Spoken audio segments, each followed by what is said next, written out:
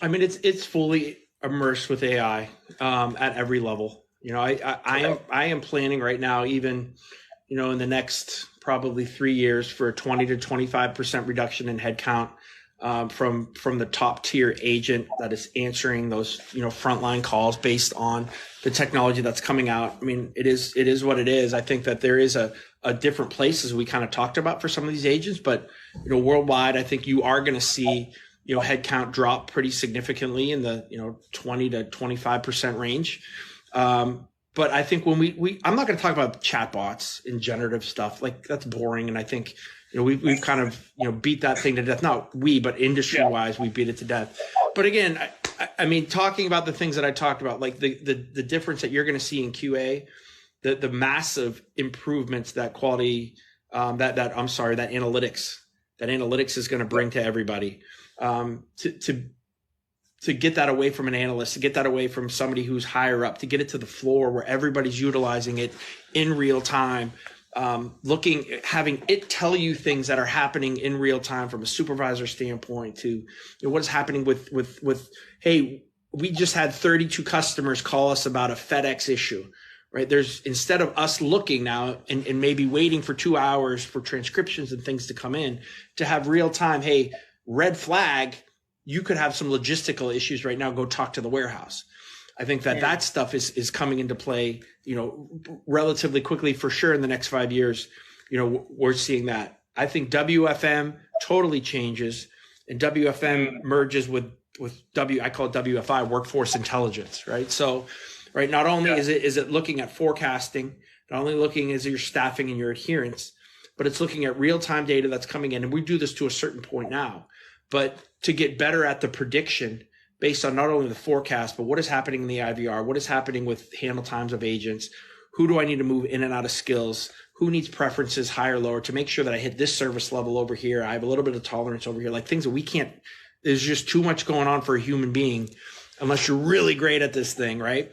To be able to really change and to see. So it's like, that's where I think AI is awesome, right? Where it's just thinking through so many different scenarios at once to give you the best outcomes.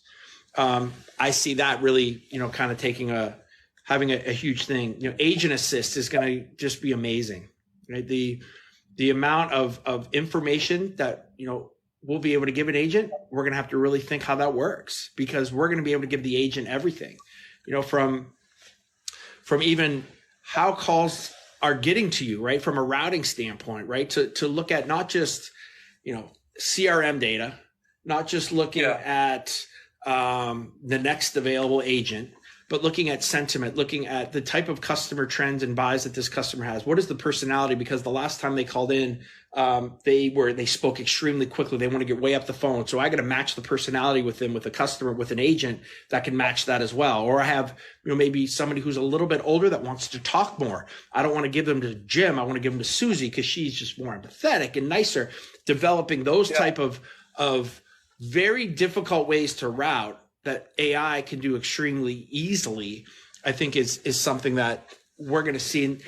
The nice guys, it was pre-COVID, they talked about this kind of personality routing. And while it is still there, it's not a mainstream kind of thing. But I think, really tone, right, instead of just word choice, starts to really come in with a lot of these different AI companies. So, that rolls into, looking at voice authentication, looking at security and how good that is. I mean, there's a company out there. I just they asked me to do a demo yesterday.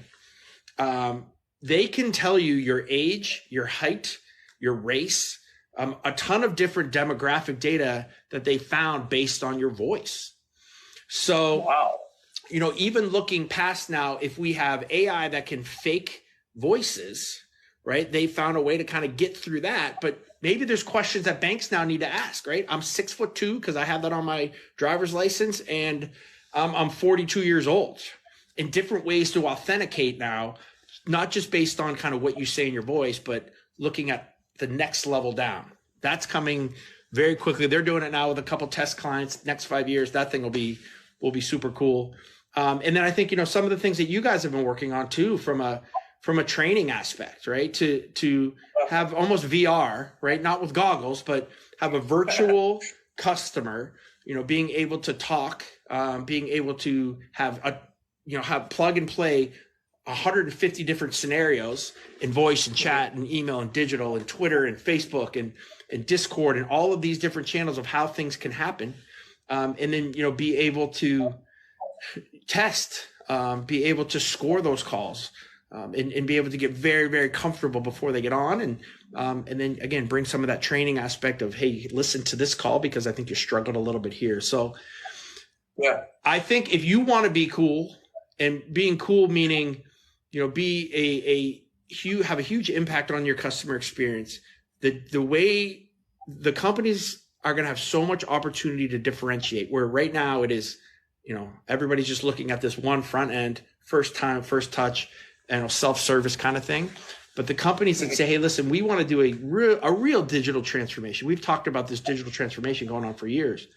And as prices come down and all this stuff, I think the customer experience, maybe for the first time, literally in our lifetime, may go back up.